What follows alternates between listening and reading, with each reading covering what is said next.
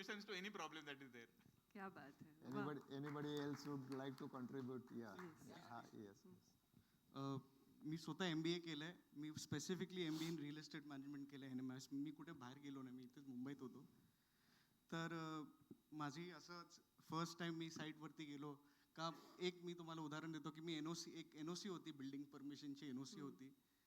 तर कधी मला असं टाईमबद्दल का ह्याच्याबद्दल थोडं अजूनही मी शिकतोय. पण तर कुठच्या ऑफिसरला भेटायचं होतं मला. BMC ऑफिसर होते, एक एक्झिक्युटिव्ह इंजिनियर होते, त्यांना भेटायचं होतं. आणि बाबा बोलले जाऊन तू भेटून ये. तर एक माझ्यावर सपोर्टिंग स्टाफ होते, त्यांच्यावर मी गेलो.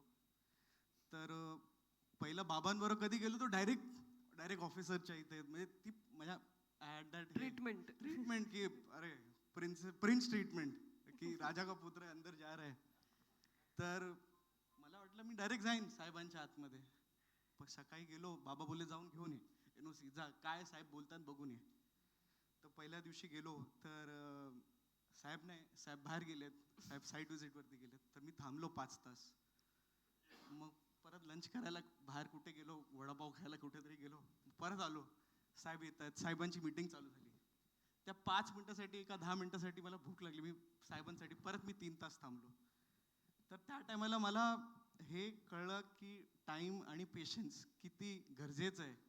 आणि बाबांनी किती मेहनत केली असेल की त्या टायमाला त्यांनी कधी NOC घ्यायला घेतलं असेल का काय केलं असेल. तर ती मला हे भेटलं.